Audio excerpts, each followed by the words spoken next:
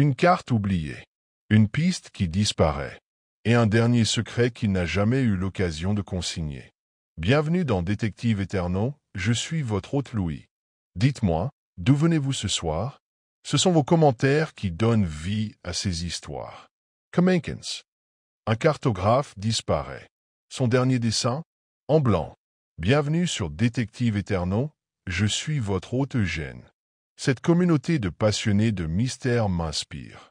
Laissez un commentaire et partagez d'où vous regardez. Vos mots donnent vie à chaque affaire, j'ai hâte de les lire.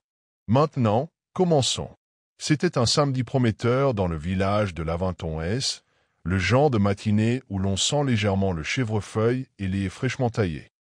Le soleil perçait à travers les platanes de Church Lane, où les fenêtres aux rideaux de dentelle frémissaient d'une curiosité désinvolte. Les préparatifs allaient bon train pour la foire annuelle de croquis de la paroisse, un événement pittoresque avec table à tréteaux, gâteau de Savoie et un concours improvisé de paysages à l'aquarelle. Mademoiselle Marple, bien que poliment désintéressée des concours publics, avait accepté l'invitation par courtoisie envers la nouvelle épouse du vicaire, une jeune femme pleine d'entrain nommée Clarissa Templeton, qui insistait sur le fait que les traditions villageoises doivent retrouver un souffle nouveau. Elle avait bien sûr apporté son tricot et s'était assise sous un parasol près de la tente principale, d'où elle pouvait observer discrètement les allées et venues. C'est en remontant le talon d'une chaussette qu'elle remarqua pour la première fois l'absence de M. Herbert Cleave, le cartographe à la retraite dont les cartes soigneusement annotées de la campagne environnante étaient un élément essentiel du tableau historique de la foire. Cleave était réputé pour sa ponctualité, au point d'être offensant. Il était arrivé une fois au souper des moissons de l'église avec une heure d'avance et avait été trouvé debout dans la nef obscure, vérifiant l'alignement des bancs. Le fait qu'il ne soit pas arrivé à midi était, en soi, presque offensant. « Je suppose qu'il est en train de mesurer une butte quelque part », plaisanta le colonel Hardwick en passant, sa pipe serrée entre les dents et une aquarelle grossière représentant une oie sous le bras.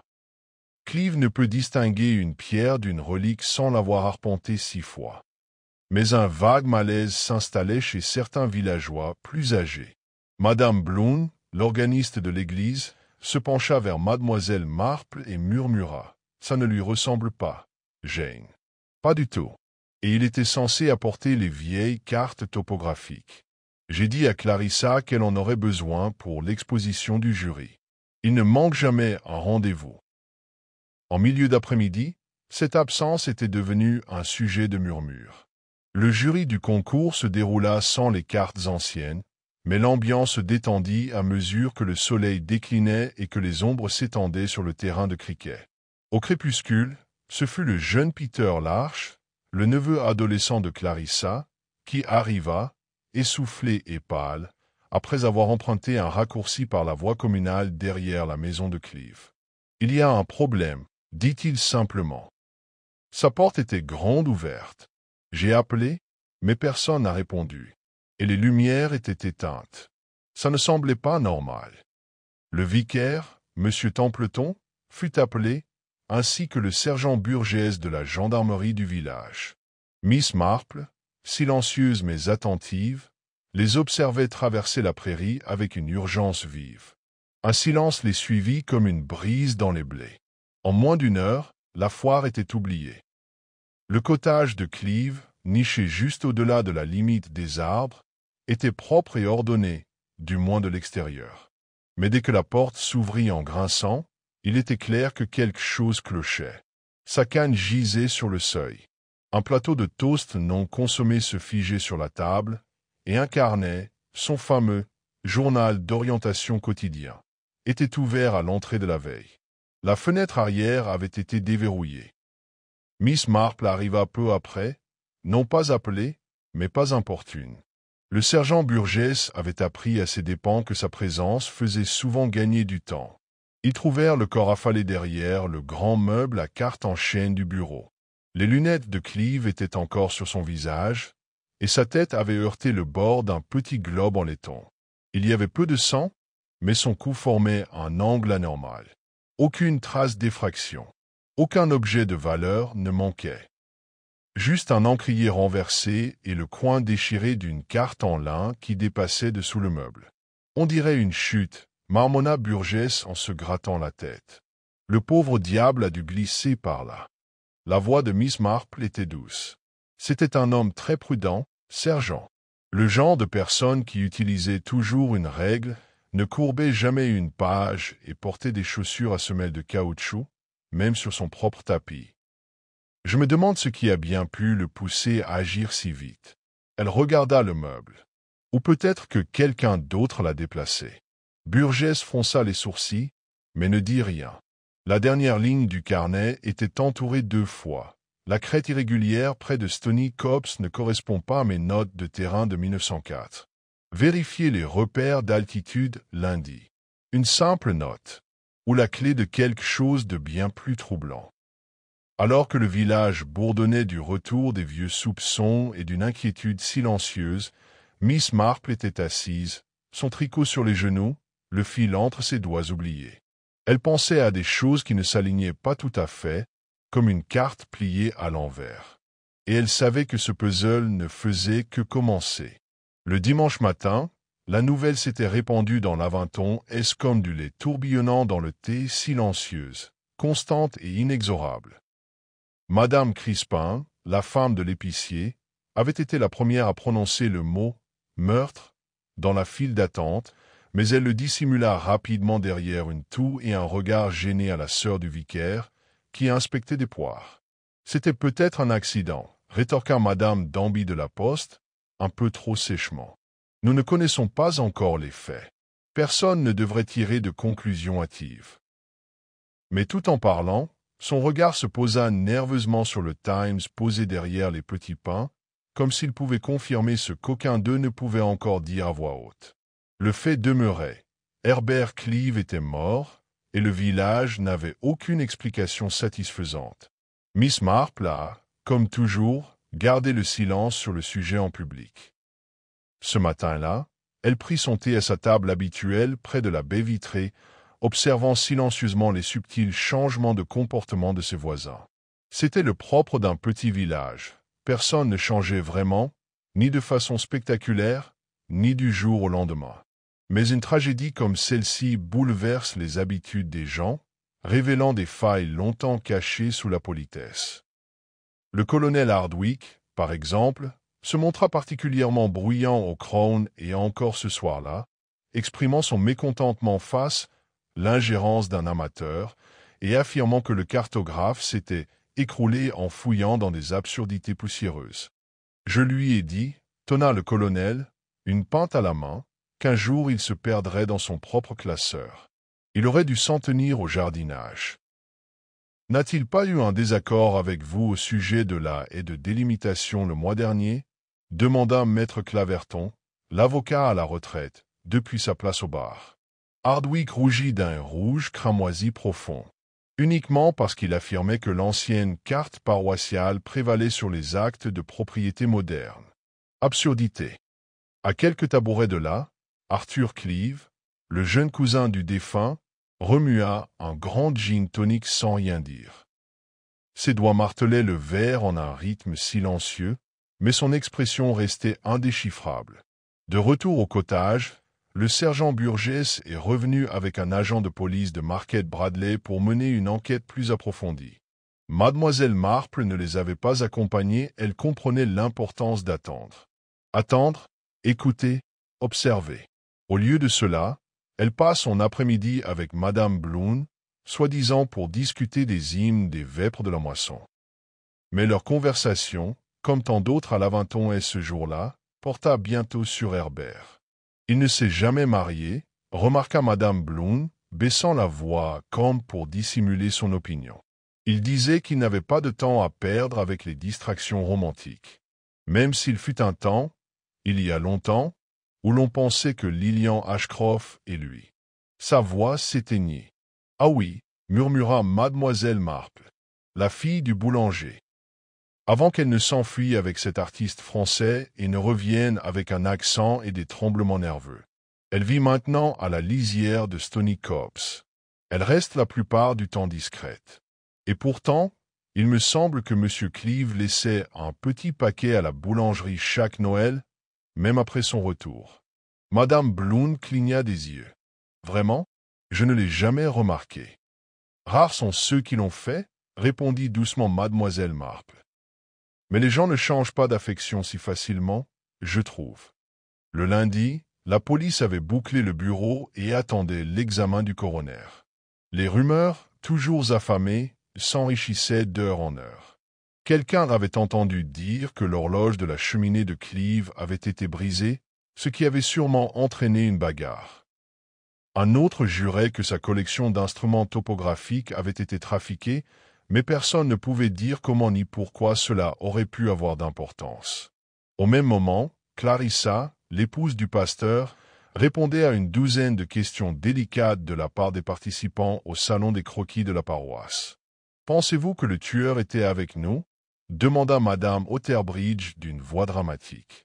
Clarissa essaya de sourire. « Je suis sûr que les autorités découvriront ce qui s'est passé. Mais s'il s'agissait d'un acte criminel, poursuivit Madame Otterbridge, il fallait que ce soit quelqu'un du coin. On ne tue pas un cartographe par hasard à Laventon-S. Il devait le connaître. »« Oui, » dit Clarissa d'une voix faible. « Cela semble logique. » Mademoiselle Marple, assise près d'un plateau de scone, se contenta de remuer son thé. Elle n'avait aucune envie de se joindre au cœur des spéculations, surtout quand la musique était déjà désaccordée. Plus tard dans l'après-midi, Mademoiselle Marple fit une lente promenade le long du terrain communal, là où les arbres derrière la maison de Cleave cédaient la place à la douce pente de Stony Copse. Elle s'arrêta devant un étroit échalier et passa sa main gantée sur le bois patiné. Le silence y régnait, inhabituel. Ce silence qui suggérait que quelque chose avait été récemment dérangé, des pas trop légers pour résonner, un silence trop immobile pour qu'on puisse y fier. La fenêtre arrière de la maison de Cleave resta ouverte. Elle la fixa un long moment, son esprit traçant des lignes invisibles de cette fenêtre au petit sentier à travers les arbres, et au-delà à une clairière oubliée où les restes d'une vieille meule se dressaient enfouis sous un roncier. Ce n'était pas grand-chose. Juste une sensation, un léger chatouillement persistant au fond de son esprit. Mais Miss Marple avait depuis longtemps appris à faire confiance à ces chatouillements. Ce soir-là, alors que les derniers rayons du soleil disparaissaient derrière le toit de la chapelle, on frappa à sa porte. C'était le sergent Burgess, casquette à la main et visage troublé. « Désolé de vous déranger, Miss Marple, mais j'ai une question particulière à vous poser. »« Entrez, sergent, » dit-elle aimablement. « Voulez-vous une tasse de thé ?» Il hésita. « Je n'ai pas envie de thé pour l'instant, merci. C'est à propos de ce carnet, celui retrouvé dans le bureau de M. Cleave. Nous venons de le faire examiner de plus près. Il y a quelque chose d'étrange à la dernière page. » Miss Marple pencha la tête. « Quelqu'un a ajouté une ligne, dit Burgess, après la note sur la crête de Stony Copse. L'encre est plus récente. Faible, mais elle est là. Juste une phrase. » Il tira un petit bout de papier de son manteau et le lui tendit. Elle le lut à voix haute. « Ne vous fiez qu'à ce qui ne peut être redessiné. » Elle plia lentement le bout et le rendit. « Curieux à écrire, murmura-t-elle. Surtout pour un homme qui a passé sa vie à redessiner le monde. » Et avec cela, ses soupçons s'enracinèrent plus profondément. Quelque chose dans les plis du passé avait été altéré, remodelé, peut-être. Mais Miss Marple savait que les cartes avaient une mémoire, et que le terrain lui-même disait toujours la vérité, même si les gens ne la connaissaient pas. Elle regarda par la fenêtre le sentier qui s'assombrissait au-delà des haies, et silencieusement, résolument, attrapa son châle. Il était temps de rendre visite à quelqu'un qu'elle n'avait pas vu depuis des années. Quelqu'un qui avait peint à Paris et qui vivait désormais, seul près de Stony Copse. Lillian Ashcroft. Un nom soigneusement inscrit sur une carte que le monde avait oubliée. Le chemin menant à Stony Copse a changé au fil des ans.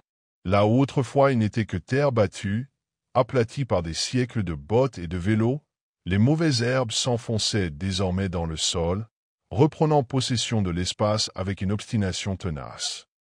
Miss Marple marchait à son rythme, d'un pas assuré et pensif, un panier accroché à un bras contenant rien d'autre qu'un mouchoir plié, une boîte de biscuits à l'orge et son éternelle curiosité.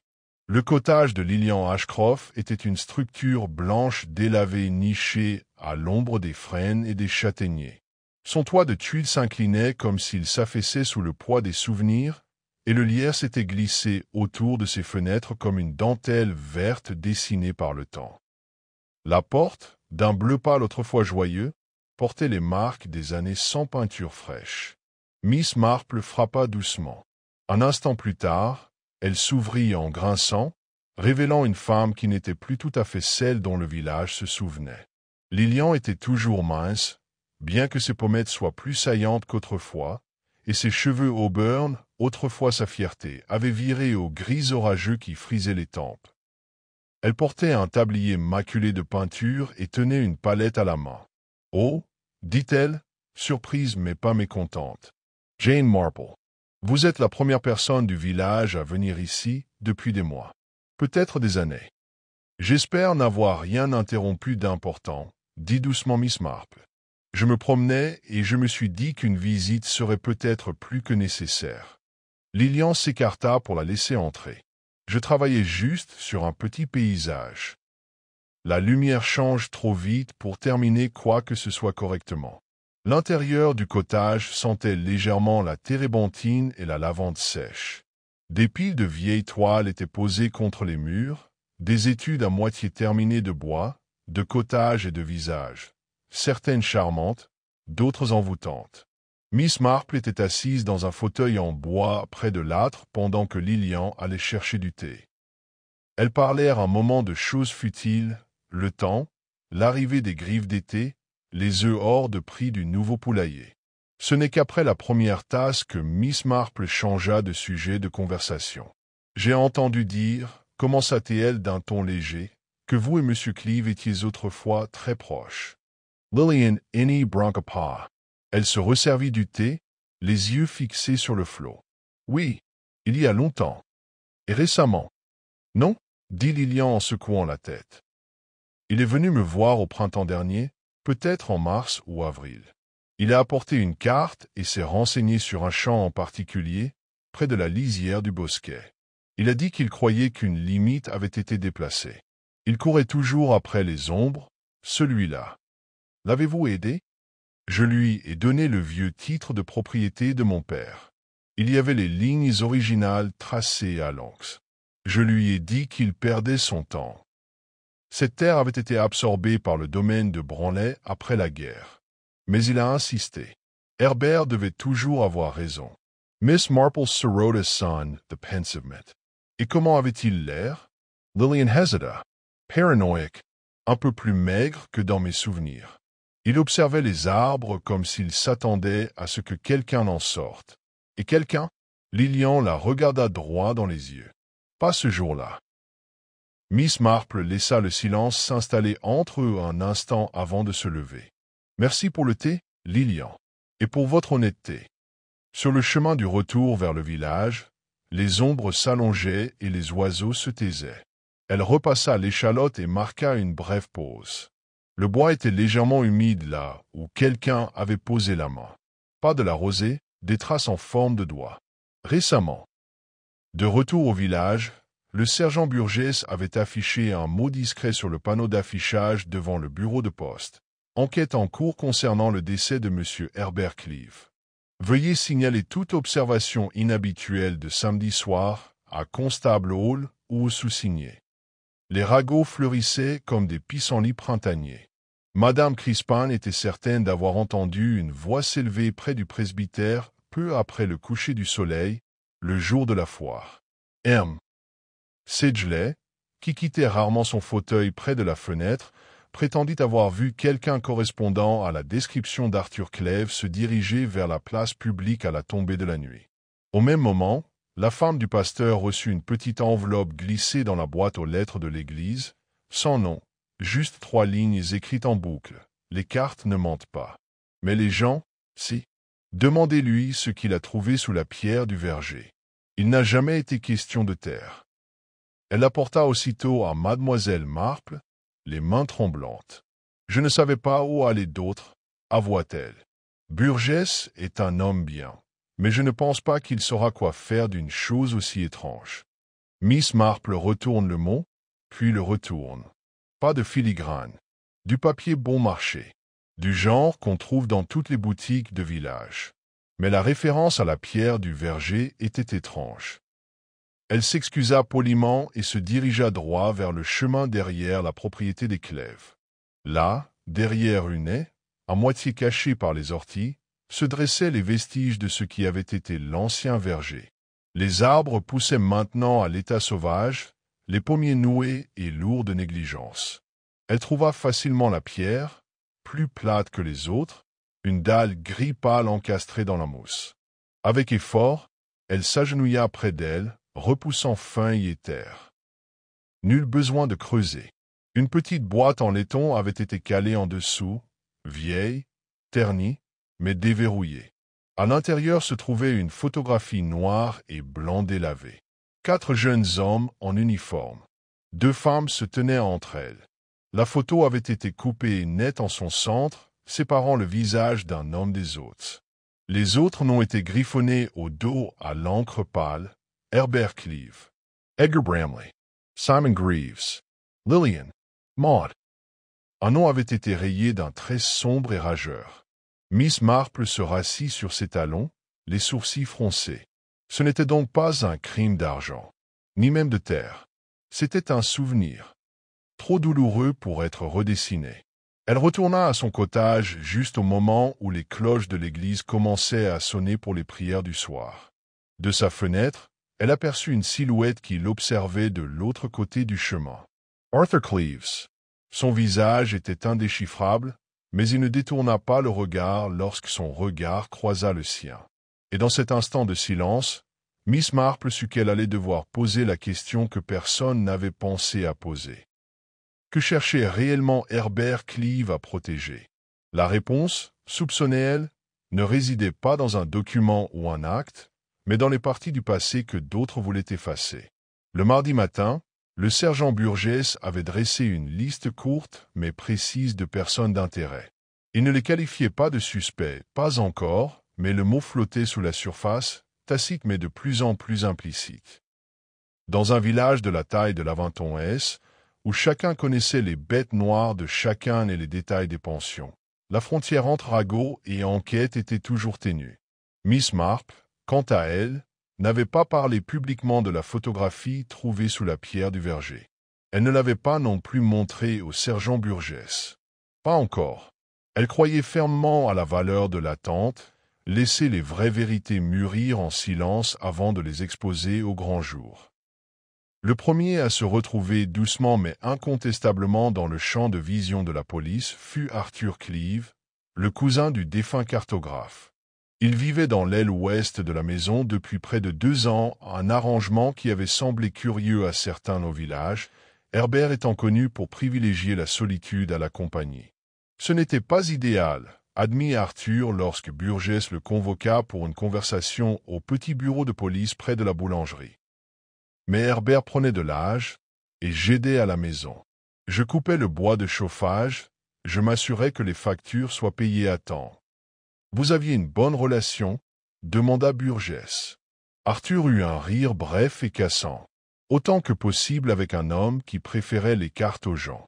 Et le soir de la foire aux dessins paroissiaux, où étiez-vous entre 7 et 9 heures? Arthur cligna des yeux. Au pub, comme la moitié du village. Demande à Claverton. On a parlé pendant 1 heure de la construction des écluses, entre autres. Burgess prit une note. As-tu vu ton cousin ce soir-là? Non. Mais il avait dit le matin qu'il attendait quelqu'un. Il n'a pas voulu dire qui. Burgess fronça les sourcils. Semblait lancier. Arthur hésita, plus préoccupé. Il fouillait dans de vieilles boîtes au grenier. Il a parlé de documents manquants de 1915. Je ne lui ai pas demandé. Tu n'as pas demandé? Répéta Burgess. La voix d'Arthur se fit plus froide. Sergent, Herbert et moi n'étions pas proches. J'habitais là parce que je n'avais nulle part où aller après le divorce. Il m'est toléré. Je respecte son espace. C'est tout. Après Arthur, Le prochain à être appelé fut Edgar Branley, dont le domaine longeait Stony Copse. Homme riche, avec un penchant pour les gilets en tweed et les litiges juridiques, Branley avait une longue tradition de clôture de parcelles de terrain que d'autres croyaient publiques. Son nom au dos de la vieille photo n'avait pas surpris Miss Marple le moins du monde.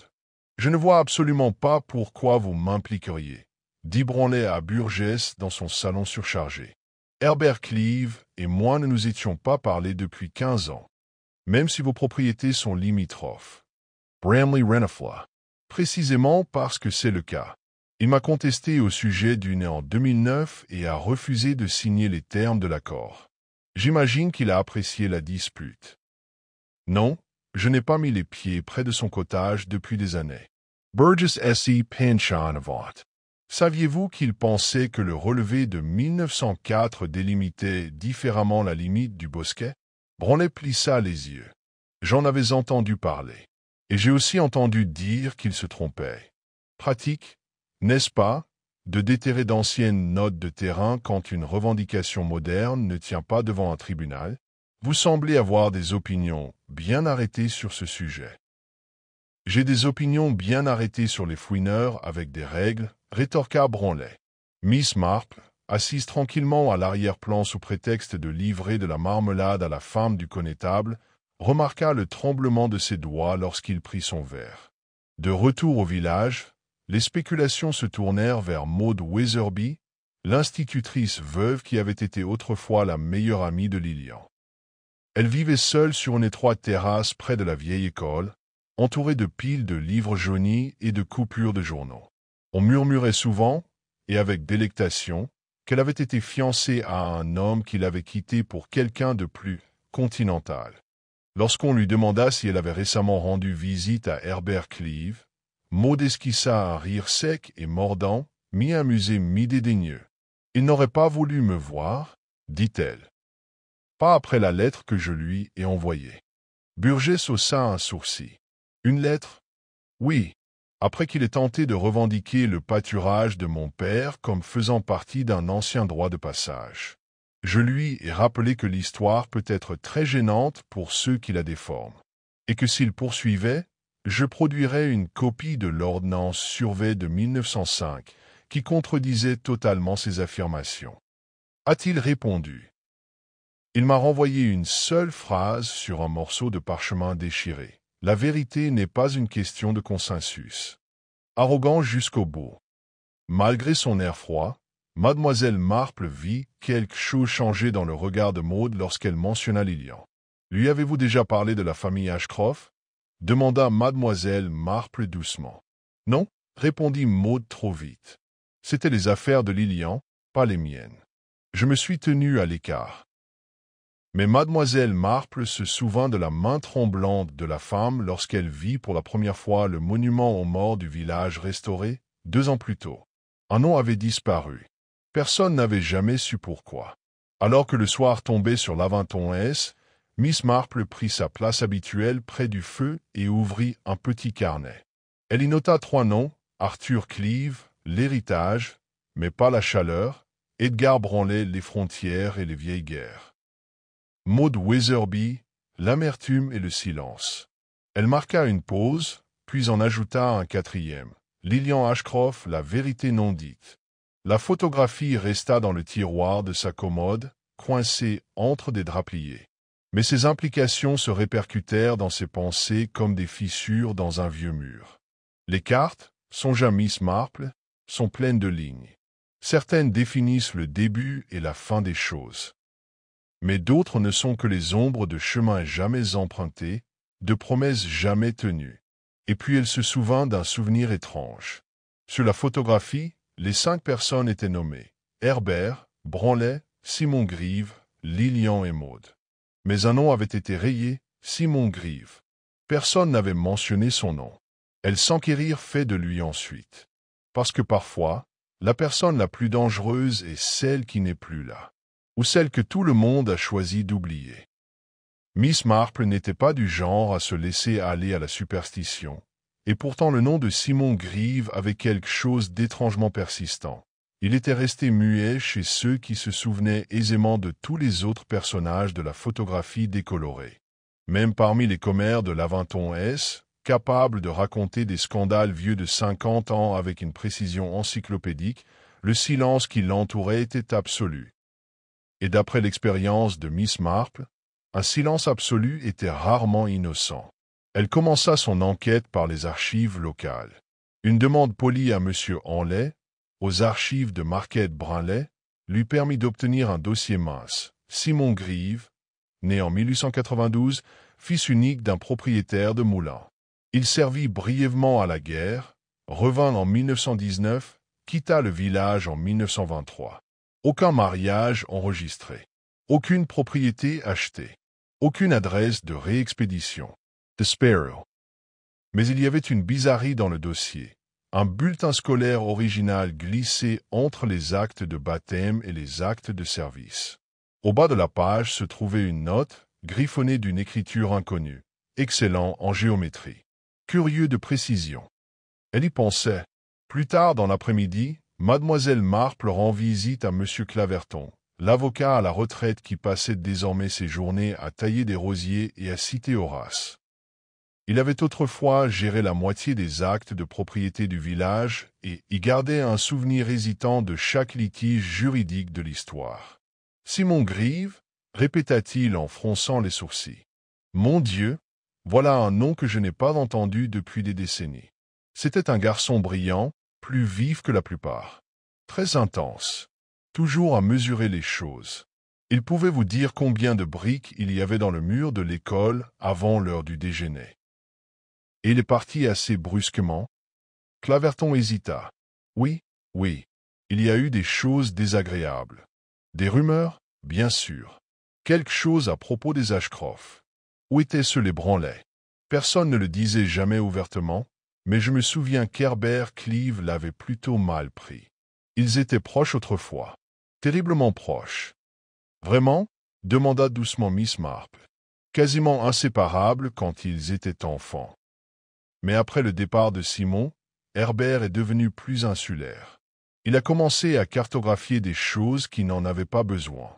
Bornes, berges, sentiers que personne n'empruntait. J'ai toujours pensé que c'était sa façon d'imposer l'ordre là où il avait perdu le contrôle. Miss Marple hocha lentement la tête. Les contours du mystère commençaient à s'adoucir, à se courber vers une forme qu'elle pouvait presque voir. Ce soir-là, elle rentra chez elle et déplia soigneusement la carte en lin que le sergent Burgess avait trouvée déchirée sous le cabinet d'Herbert. C'était une partie de la campagne à l'ouest du village, Stony Copse, la limite des terres de Branley, et un vieux sentier oublié menant à ce qui était autrefois le verger d'Ashcroft. La déchirure n'était pas accidentelle. Elle avait traversé un angle précis, là où 3 lignes de démarcation se croisaient. Et en y regardant de plus près, l'encre était inégale. Sous la lumière de la lampe, Miss Marple prit sa loupe et la tint au-dessus du bord supérieur de la page. Une ligne, plus pâle que les autres, s'incurvait subtilement par rapport au chemin imprimé. Ce n'était qu'un léger écart, mais elle était bien là. Une note au crayon avait été ajoutée dans la marge, itinéraire original marqué vers 1899. Confirmé avec la superposition Grieve. Superposition Greaves. Herbert Cleave avait conservé une archive de superposition de cartes, transparentes et calques, remontant à des décennies. Si l'une d'elles avait été dessinée par Simon, elle contenait peut-être l'incohérence à l'origine de tout cela. Elle ne dormit pas cette nuit-là. À l'aube, Miss Marple rend visite au sergent Burgess et lui demande la permission d'examiner le contenu des tiroirs à cartes de Clèves. Il la retrouva au cottage, se frottant les yeux pour se débarrasser du sommeil, une clé à la main. « Je ne suis pas tout à fait sûr que ce soit le protocole, murmura-t-il, mais j'ai appris à ne pas vous refuser. » Le bureau sentait légèrement la cire et la craie. Les tiroirs du placard grinçant sur leur glissière lorsque Burgess les ouvrit un à un, révélant des rouleaux de parchemin, des schémas au crayon et des calques en acétate empilés en paquets bien ordonnés. Miss Marple fouilla soigneusement, dépliant feuille après feuille jusqu'à en trouver un portant l'inscription d'une écriture serrée et précise. calque de Stony Copse, Esgrive, 1919. Elle l'étala délicatement sur la carte correspondante et en aligna les coins. C'était méticuleux, mathématique, plein de points mesurés et de lignes soigneusement tracées à l'angle. Mais dans le cadran inférieur droit, il y avait une marque qui n'apparaissait sur aucune autre carte. Un petit cercle, et à côté, les initiales SG. Miss Marple le fixa, le souffle coupé. « Sergent, dit-elle doucement, savez-vous s'il y a un puits ou une citerne indiquée sur d'autres registres fonciers près du bosquet ?» Burgess fronça les sourcils. « Pas que je me souvienne. »« Pourquoi ?»« Parce que Simon Grieve a marqué quelque chose. Quelque chose que personne d'autre ne voulait garder en mémoire. Et Herbert l'a retrouvé juste avant de mourir. » Le sergent se pencha pour examiner la marque. « Il faut voir ce qu'il y a. » En fin d'après-midi, une petite équipe d'officiers et le gardien du village creusaient à l'endroit indiqué. Le sol était têtu, mais au bout d'une heure, le contour d'un anneau de pierre apparut. Un vieux puits, longtemps couvert. Il était recouvert d'ardoise et de fer rouillé, hermétiquement scellé. Avec précaution, ils percèrent. L'air qui s'échappait était humide et vicié, et au fond, scintillant à la lumière de la torche, gisait ce qui semblait être une boîte en fer blanc rouillé. On la récupéra à l'aide d'une poulie et la remonta délicatement à la surface. À l'intérieur se trouvaient des documents tachés d'eau, un médaillon en argent et une lettre pliée. L'encre était à peine lisible, mais la signature était indubitable. Simon Greaves. Miss Marple la relut une fois, puis une deuxième fois. Ce n'était pas un aveu de crime, mais un aveu de honte. Un adieu amer et passionné. Simon avait découvert des documents fonciers falsifiés, impliquant Branley et un autre inconnu. Il les avait montrés à Cleave en 1923. Les conséquences avaient été violentes, émotionnelles et profondément personnelles. Plutôt que de révéler la vérité, Simon était parti. Et Herbert, semblait-il, avait passé sa vie à protéger discrètement cette décision, jusqu'à ce qu'un nouvel événement le force à revenir sur la vieille piste. Miss Marple replia la lettre à sa place et tendit la boîte au sergent Burgess. « Je pense, dit-elle tranquillement, c'est ce qui a fait tuer Herbert. Pas pour ce que cela a prouvé, mais pour ce qu'il a menacé de rouvrir. » Et dans son esprit, une ligne délicate se redressa. Le tueur n'avait pas frappé de rage ou d'opportunité seul. Non, cela avait été prévu.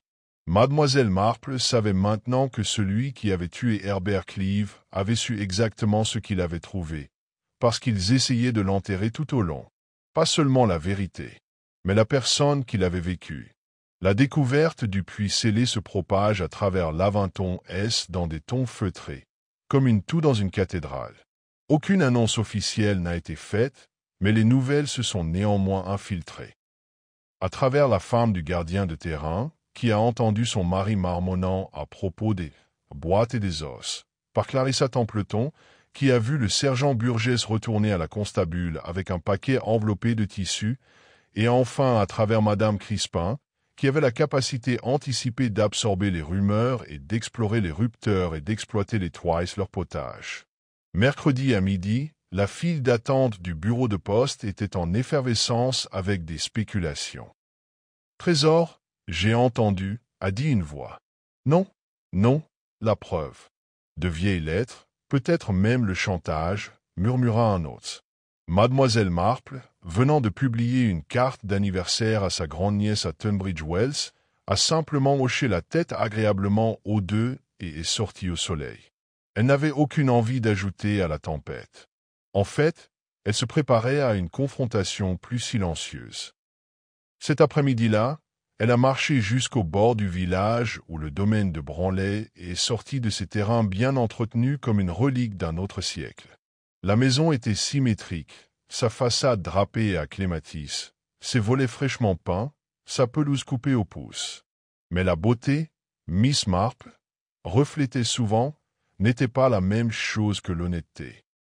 Elle a été accueillie à la porte par la femme de ménage de Branley, Madame Helm, une femme aux lèvres serrées qui avait l'air d'être toujours au bord d'une réprimande. En voyant Miss Marple, cependant, elles se ramollissent légèrement. Il est dans l'étude, Miss. Je mets une ardente toute la matinée. Je ne le garde pas longtemps, a déclaré Miss Marple. Elle est entrée dans l'étude sans attendre d'être officiellement annoncée. Edgar Branley se tenait près de la fenêtre, une main reposant sur le seuil, l'autre recroquevillée dans un point derrière son dos. Il s'est tourné quand il a entendu la porte cliquer sur. « Eh bien, dit-il vivement, tu dois être ici. »« Je le suis, » répondit-elle calmement. « Et le contenu trouvé à l'intérieur. » Branley laissa échapper une expiration nette, pas tout à fait un rire. « Je suppose que c'était inévitable. Herbert a toujours eu le goût des choses qui ont le mieux laissé seul. »« Vous saviez ce qui était là ?» a déclaré mademoiselle Marple tranquillement. Il se tourna pour elle complètement. « Yes, j'étais jeune, très vain, quand Simon nous a montré ce qu'il avait trouvé. Savez-vous ce que c'est que de réaliser que le terrain que votre famille possédait aurait pu être pris par tromperie? Il y aurait eu un scandale. Son nom, sa famille, tous traînaient dans la boue. Et Herbert, bien, se rattacha avec Simon. Pendant un temps. Mais même lui comprit l'effet que cela aurait. Il choisit le silence. Miss Marple observa l'homme devant elle, son col soigné, ses joues rouges, la défiance toujours palpable dans ses yeux. « Jusqu'à maintenant. »« Oui, marmonna Branley. Jusqu'à maintenant. Je l'avais prévenu quand il s'était remis à fouiner. Je lui avais dit que rien de bon n'en sortirait. »« L'avoir prévenu ?» répéta-t-elle. « Ou menacé ?» Les yeux de Branley se plissèrent. « Attention, Miss Marple. »« Oh, je suis toujours prudente, » dit-elle avec un léger sourire. « C'est pourquoi je trouve les incohérences si troublantes. Voyez-vous, Monsieur Branley, Herbert n'a jamais parlé à personne de la lettre dans le puits. Pourtant, vous venez de parler de superposition. Cette superposition-là était dans sa collection privée, cachée, sans étiquette, et retrouvée seulement cette semaine. » L'espace d'une seconde, quelque chose changea sur le visage de Branley. Une lueur de calcul. « J'ai supposé, » dit-il trop vite, le genre de choses que Simon aurait laissé derrière lui. Miss Marple hocha la tête mais ne dit rien de plus. Elle se retourna et se dirigea vers la porte, s'arrêtant, la main sur la poignée. « J'ai bien peur, Monsieur Branley, que le passé ne soit pas aussi facile à sceller. Il a tendance à refaire surface, surtout quand les cartes ne correspondent pas tout à fait au sol sous nos pieds. » En sortant, elle vit Arthur Cleeve s'approcher dans l'allée, les épaules voûtées, les yeux baissés. Leurs chemins se croisèrent devant le portail du domaine. Il s'arrêta net. « Miss Marple, Arthur, avez-vous trouvé quelque chose dans les cartes d'Herbert? Rien qui explique pourquoi il... » Il s'interrompit, se mordant la lèvre. « Pourquoi est-ce arrivé? Il y avait plus d'une raison, » répondit-elle doucement. « Mais je soupçonne que cela a quelque chose à voir avec Simon Grieve. » L'expression d'Arthur se figea. « Simon, tu te souviens de lui? » Alors, Arthur hocha lentement la tête. « Bien sûr. Herbert et lui étaient comme des frères. Jusqu'au verger. »« Jusqu'au verger ?» demanda-t-elle. Il baissa les yeux vers ses chaussures. « Il y a eu une dispute. Une histoire de titre de propriété. Je n'étais qu'un enfant, mais je me souviens de Simon qui criait, et d'Herbert qui pleurait. Je ne pensais pas que les hommes adultes faisaient ça. » Miss Marple pencha la tête. « Herbert a-t-il parlé de Simon? » ?»« Non, pas une seule fois. Pourtant, il a gardé sa carte, » murmura-t-elle. « Et ses secrets. Ce soir-là, alors que le ciel prenait une teinte dorée et que les derniers oiseaux chantaient à la cime des arbres, Miss Marple revint à la photographie. 5 visages, 5 noms, un seul griffonnet. Elle la déplie soigneusement et l'examina à la lumière de la lampe. Puis, d'un geste brusque, elle prit un miroir sur son bureau et le plaça à côté de la photographie, inclinant le reflet. L'homme dont le nom avait été griffonné, le visage à moitié disparu, ressemblait beaucoup à quelqu'un qu'elle avait vu le matin même. Arthur Cleves, ou plutôt son père. Miss Marple plissa les yeux. Le passé n'était pas seulement revenu. Il ne l'avait jamais quitté. Le lendemain matin, on frappa à sa porte. Clarissa Templeton se tenait sur le seuil, essoufflée. Il y a eu une autre lettre, déposée sur les marches de l'église. Pas d'enveloppe cette fois. Elle la tendit. Demandez à celui qui a signé les cartes, mais n'a jamais écrit de nom. Le puits n'était pas le seul secret enfoui. Miss Marple rappelait à l'entertainment, le MOT. Le temps pressait. Les vérités, longtemps enchevêtrées dans les haies et les sentiers, commençaient à émerger. Et quelqu'un au village, quelqu'un qui avait étudié les lignes sur une carte de trop près, observait chaque mouvement. Ce fut la cloche de l'église qui sonna la première note d'alarme. Un seul coup strident, qui ne faisait partie d'aucune sonnerie ni d'aucun office paroissial.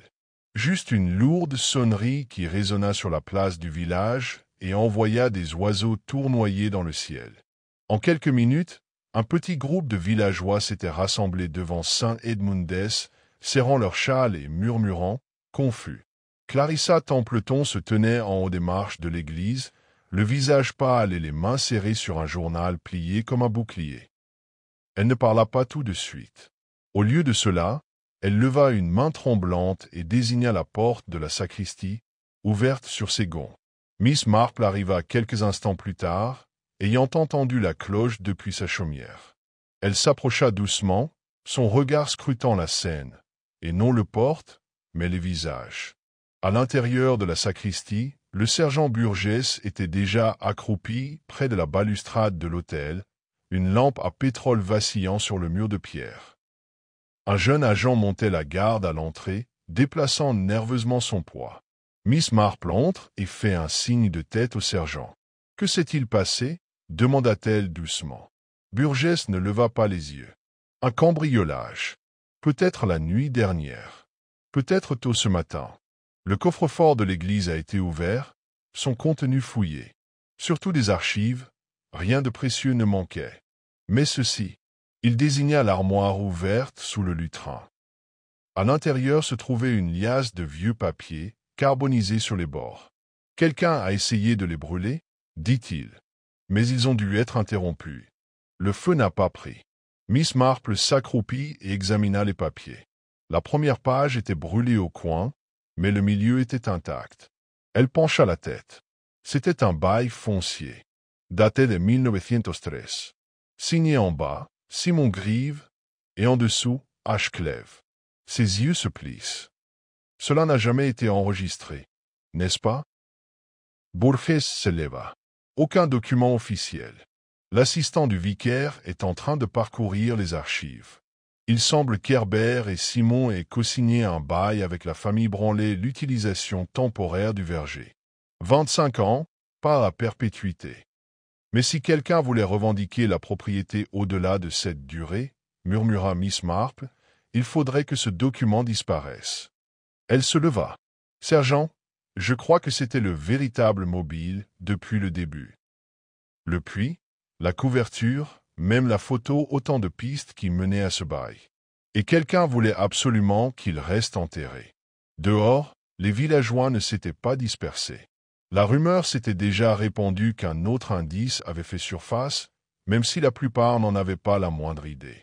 Madame Otterbridge était particulièrement catégorique.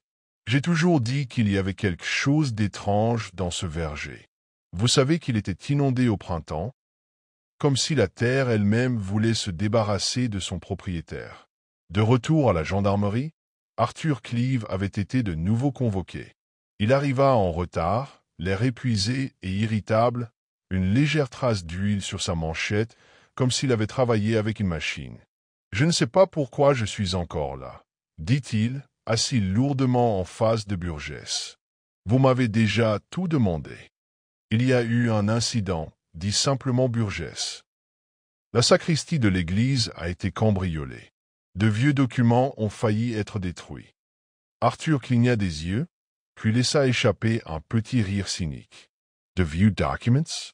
Et maintenant, quelqu'un va-t-il voler les recueils de cantiques? Burgess ne sourit pas. C'étaient des registres fonciers, des documents portant la signature de votre cousin. Miss Marple, qui se tenait silencieusement près de la bibliothèque, remarqua le léger serrement de mâchoire d'Arthur. « Je n'en sais rien, » dit Arthur en haussant les épaules. « Alors, Peut-être pourriez-vous m'expliquer où vous étiez entre minuit et 5 heures du matin. Endormi. Dans le cottage. Seul. Oui. Un silence. Arthur, dit Miss Marple d'une voix toujours aussi douce, votre père vous a-t-il déjà parlé de Simon Grieve? Le regard d'Arthur se posa sur elle, brièvement troublé. Pas vraiment. Juste qu'il est parti. Il vous ressemblait beaucoup, dit-elle doucement. Il y a un air de famille. Arthur ne répondit pas. Voyez-vous, poursuivit-elle, je me demandais pourquoi Herbert gardait autant de choses. Pourquoi il conservait toutes ses superpositions et ses cartes, sans jamais dire toute la vérité à personne. Je crois qu'il protégeait quelqu'un. Ou quelque chose. Le silence s'installa.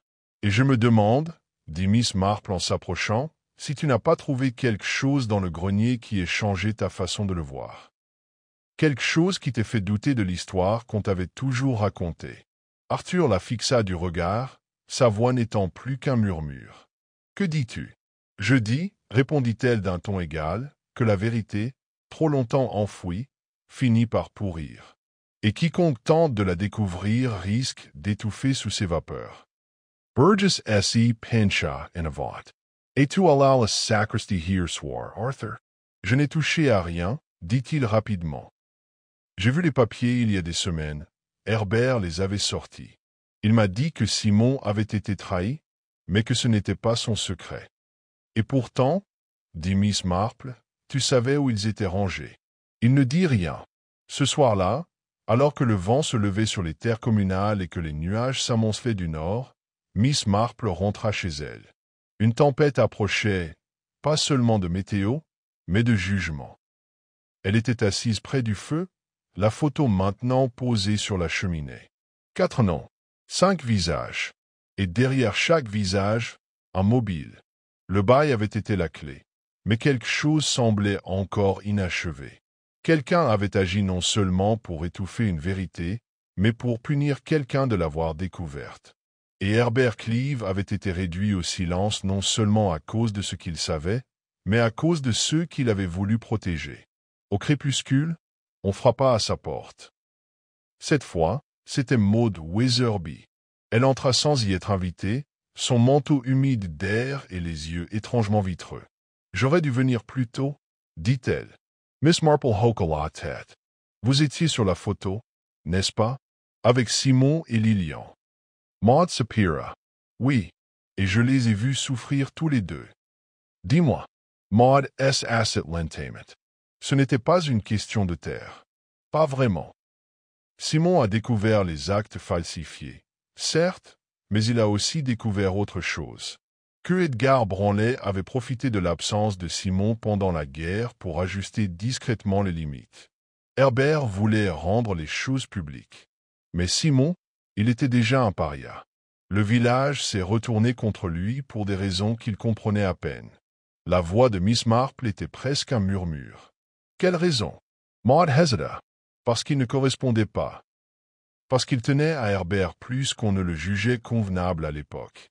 Et parce que quelqu'un, peut-être Branley, peut-être pas, a veillé à ce que son nom soit traîné dans la boue. C'est pour ça que tu ne l'as jamais mentionné? J'étais une lâche, dit Maud. Nous l'étions tous. Mais Herbert a tout gardé. Chaque carte, chaque lettre. Et quand Arthur les a trouvées, sa voix s'est évanouie. Miss Marple S.E. Penshaw in avant. Qu'a fait Arthur? Maud? Maud leva les yeux brillants d'une terrible connaissance. Il a essayé de terminer ce qu'Herbert n'avait pas réussi. Mais quelqu'un d'autre l'observait. Quelqu'un qui craignait la vérité, même après toutes ces années. Dehors, le tonnerre grondait au loin. Et à l'intérieur, Miss Marple réalisa. Le tueur pourrait frapper à nouveau. Non pas pour faire taire le passé, mais pour arrêter son héritier. Le lendemain matin, l'aube était sombre et grisardoise, comme si le ciel lui-même avait été effacé au fusain. Une brume épaisse recouvrait l'Aventon-S, adoucissant les contours des bâtiments et étouffant les bruits. C'était le genre de matinée qui pèse sur les pensées, chargées de non-dits. Miss Marple se leva tôt et s'attela à sa routine matinale avec une détermination tranquille. Son esprit, bien qu'immobile, était tout sauf oisif. Pendant la nuit, les derniers contours de l'énigme avaient commencé à émerger, non pas par des preuves, ni par des aveux, mais par des caractères. Le genre de géographie morale qui ne se révèle qu'avec le temps. À 10 heures, elle avait sorti un petit paquet de son tiroir et l'avait glissé dans son sac à main, avec la photo des 5 jeunes gens, Simon, Herbert, Edgar Branlet, Lilian et Maude. Et avec lui, la nappe portant les initiales pâles de Simon Grieve et la lettre qui avait failli être jetée en fumée dans la sacristie de l'église. À 11 heures précises, elle invita 3 personnes à prendre le thé. Elle choisit soigneusement le cadre, la salle de lecture de la Guilde des femmes de l'Aventon-S, un petit espace au sol ciré, une nappe bordée de dentelle et un plateau de brioche aux raisins disposés avec une gaieté délibérée. Elle savait que l'atmosphère serait neutre, familiale, sans danger, un endroit où l'on baisse la garde. Clarissa Templeton, toujours l'hôtesse enthousiaste, l'aide à préparer le thé. Lorsque Miss Marple lui annonça que les invités étaient Branlet, Arthur Cleeve et Maude Weatherby, Clarissa parut un instant surprise. « Ensemble ?» demanda-t-elle en haussant un sourcil. « Oui » répondit Miss Marple. « Il est important qu'ils soient tous là, et qu'ils ne s'attendent pas à une raison. » À 11h30, ils étaient assis.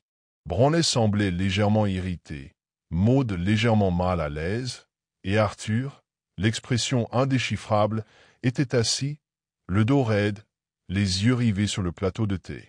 Miss Marple versa avec précaution, sans rien dire pendant un long moment. Le tintement de la porcelaine emplit le silence. Puis elle commença. « Je vous ai tous fait venir parce que je crois qu'Herbert Cleeve a été tué pour quelque chose d'enfoui depuis longtemps, pas seulement une carte ou un acte, mais une histoire qu'aucun de nous n'a vraiment affrontée. Et je crois aussi qu'il a laissé derrière lui plus que des documents. Il a laissé derrière lui une intention. » Elle posa la photo sur la table. « Je crois que chacun sur cette photo a essayé, à sa manière, d'oublier. Bramley expire Brusmet.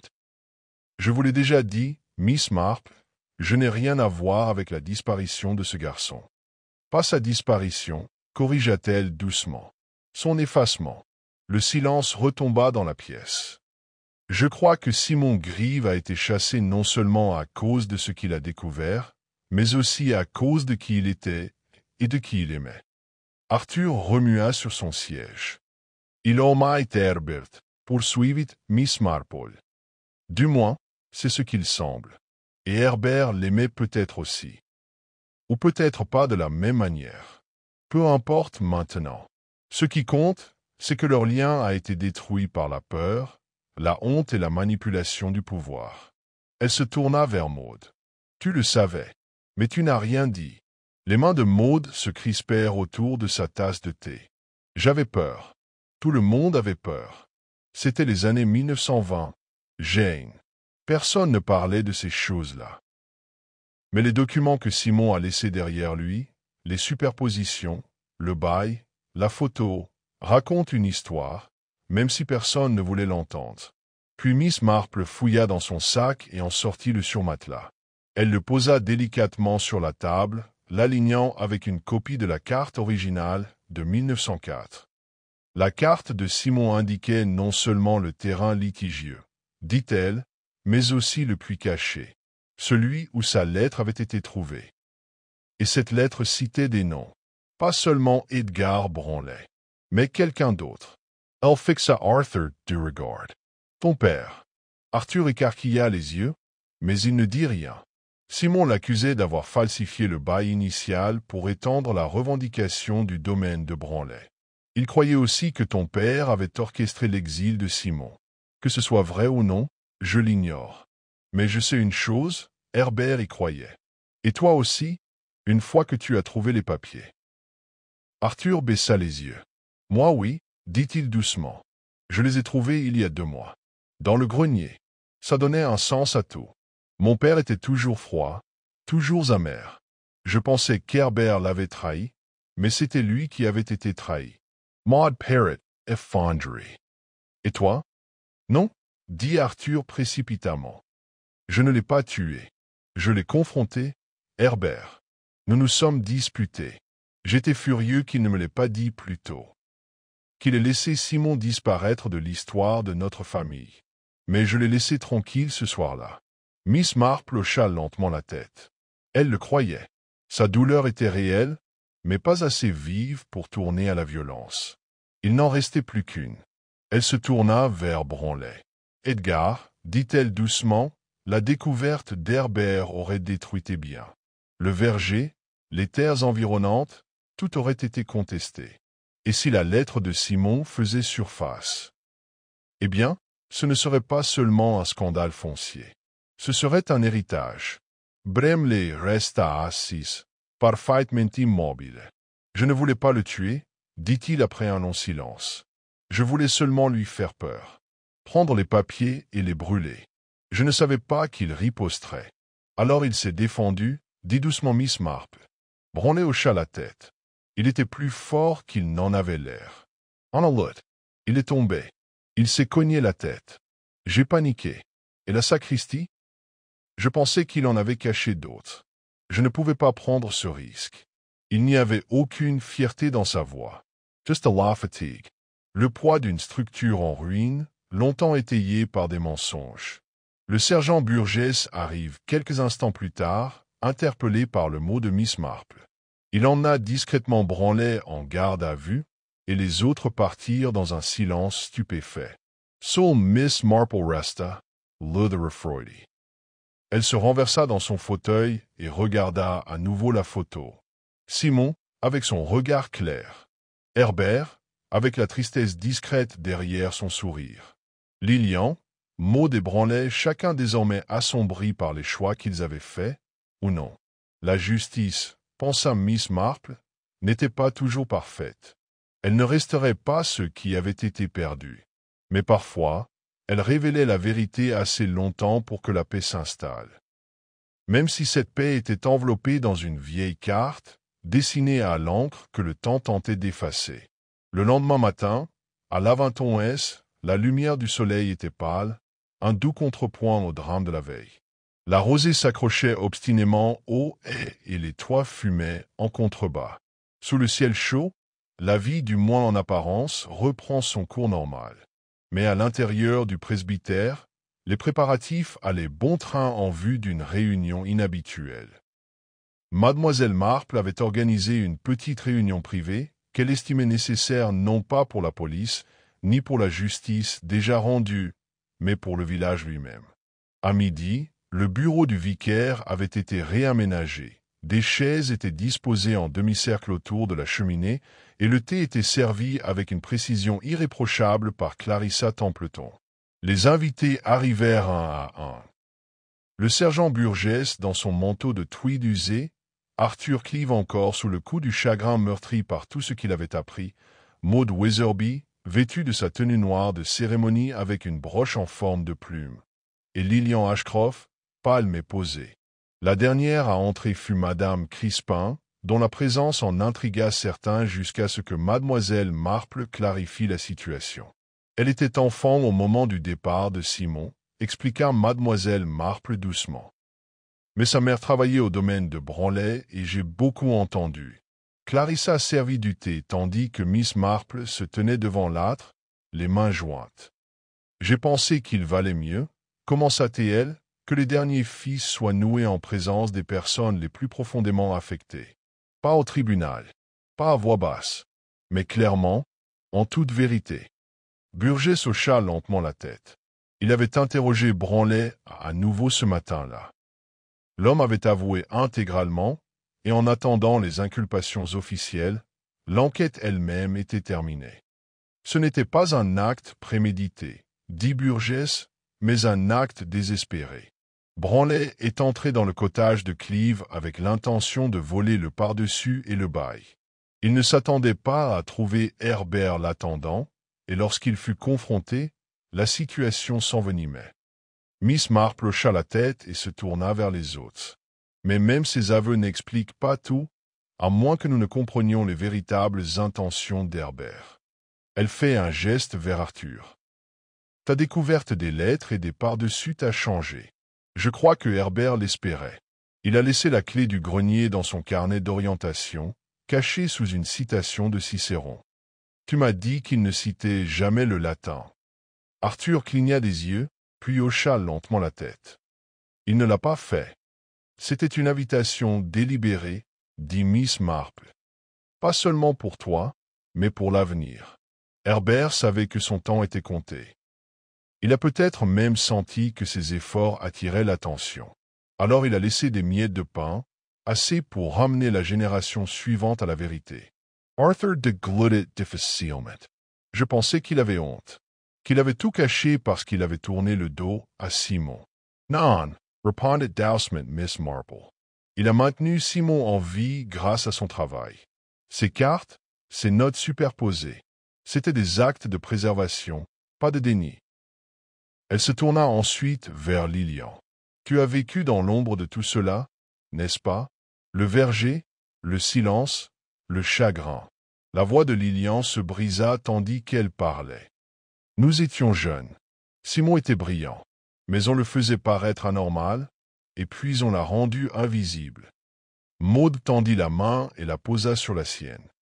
J'aurais dû en faire plus, dit-elle. On aurait tous dû. Herbert essaie, murmura Lillian. Mais c'était un homme, et le village n'était pas prêt. Je pense qu'il a passé le reste de sa vie à essayer de se racheter. Miss Marple sortit la photo une fois de plus et la posa délicatement sur la table. Il est temps de restaurer ce qui a été effacé.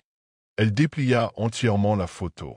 Le nom rayé, celui de Simon, avait été légèrement repoussé pour le rendre visible sous la bonne lumière. Miss Marple l'avait tracé délicatement la veille au soir avec un crayon doux. Simon Greaves, dit-elle à voix haute. Topographe. Homie. Fils de ce village. Burgess s'éclaircit la gorge, sa franchise habituelle tempérée par le respect. Nous allons parler à la société historique. Peut-être une plaque commémorative. Et je veillerai à ce que ces calques et ces notes soient correctement catalogués. Ils ont une valeur historique.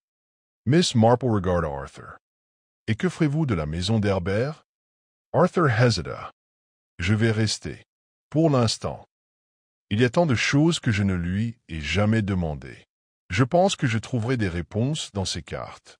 Clarissa s'avança, tenant une lettre qui avait été remise le matin même. Elle est arrivée anonymement, dit-elle en la tendant à Miss Marple. À l'intérieur se trouvait un court mot, une seule phrase seulement. La vérité enfouie reste la vérité. Pas de signature. Miss Marple sourit faiblement. Nous ne saurons peut-être jamais qui a écrit le dernier mot, mais je soupçonne que ce n'était pas une menace. C'était un rappel. Certaines vérités ne s'effacent pas avec le temps, elles sont seulement cachées. Et une fois déterrées, ils reviennent non pas pour détruire, mais pour compléter l'histoire. Le thé fut servi. Personne ne se précipita pour partir. Dehors, la brume s'était dissipée. Le ciel était redevenu bleu, ne serait-ce que brièvement. Plus tard dans la soirée, Miss Marple retourna à son cottage et se tint devant son bureau. Elle ouvrit son journal et de son écriture précise griffonna une seule ligne. Certains crimes commencent par le silence, non par cruauté, mais par peur. Et parfois, le silence résonne plus longtemps que le crime lui-même. Elle ferma le journal et attrapa son tricot. Le village guérirait avec le temps. C'était toujours le cas, mais quelque chose avait changé. Un tort avait été réparé en douceur, non par le spectacle ou le scandale, mais avec patience, compréhension et courage tranquille. Et c'était peut-être, pensa Miss Marple, la justice la plus durable qui soit. L'été se passa tranquillement à Laventon après les événements entourant la mort d'Herbert Cleave, mais c'était un silence différent. Moins le silence n'est du secret que celui qui suit une page tournée. Tel un champ laissé en jachère après des années de plantation, le village avait commencé à respirer différemment. Plus lentement, plus profondément. Le verger à l'orée de Stony Copse restait intact, ses pommiers tordus portant des fruits que personne ne cueillait. Il était devenu, à sa manière, un lieu de pèlerinage silencieux. De temps en temps, on y voyait Arthur Cleave, carnet à la main, noter les contours du terrain que son cousin cartographiait autrefois avec tant d'obsession. Parfois, il apportait une chaise pliante.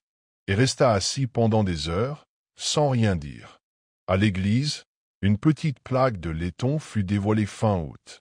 Elle fut placée juste à côté du monument aux morts, sous le vieux vitrail où la lumière filtrait dans des tons bleus poussiéreux et or rose. À la mémoire d'E. Simon Grieve, cartographe, fils de Laventon S. dont la vérité resta enfouie, mais pas oubliée. Aucun discours ne fut prononcé. C'était la gentille suggestion de Miss Marple que la plaque soit installée discrètement, sans cérémonie. Une vérité discrète, après tout, méritait un honneur discret. Maud Weatherby prit enfin sa retraite de l'école, laissant derrière elle une carrière de plus de 4 décennies. Lorsqu'on lui demanda ce qu'elle ferait de son temps, elle répondit « lire davantage, et peut-être cesser d'avoir peur de ma propre mémoire ». On la vit plus souvent ensemble avec Lillian au cours des mois qui suivirent, parfois arpentant le chemin menant au bosquet, d'autres fois assises à la boulangerie devant des scones et un café. Leur silence s'était adouci, moins empreint de regret. Quant à Edgar Branley, la justice ne le traita pas avec dureté.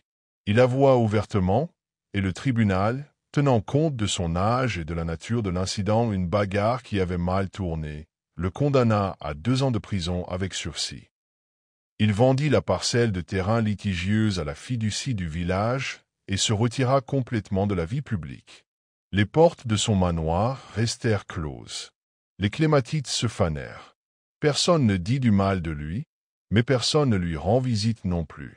Miss Marple continue sa vie comme d'habitude. Son jardin se mit à fleurir tardivement, des delphiniums hauts et ondulants, les derniers pois de senteur s'enroulant autour du treillis. Son panier à tricoter était à nouveau rempli de petits projets. Une paire de chaussettes pour un neveu, un courthéière pour l'épouse du pasteur, un sachet de lavande pour la salle de lecture. Un dimanche après-midi, Clarissa Templeton passe avec un gâteau au citron et une question. « Jane, dit-elle en posant le moule sur la table, pourquoi n'en avez-vous parlé à personne plus tôt? Vous sembliez savoir que c'était branlé presque depuis le début. » Miss Marple sourit doucement et sert du thé. « Je me doutais, dit-elle, mes soupçons n'est pas synonyme de preuve. Et il ne s'agissait pas seulement de savoir qui avait porté le coup. Il s'agissait de ce qui n'avait pas été fait. Le meurtre, aussi tragique soit-il, n'était que le dernier d'une longue série de méchancetés. Le véritable mystère résidait dans la façon dont 5 vies avaient divergé à un moment donné et ce que chacune d'elles avait choisi de porter ou d'enterrer dans les années qui ont suivi. Clarissa réfléchit. Pensez-vous que ce genre de vérité aide les gens, ou ne fait-elle que les déstabiliser? Miss Marple regarda par la fenêtre, où un merle voletait au-dessus de la haie. La vérité ne réconforte pas toujours, dit-elle, mais elle clarifie. Elle permet au cœur de cesser de s'interroger. Et s'interroger, ma chère, c'est ce qui empêche les vieilles blessures de guérir.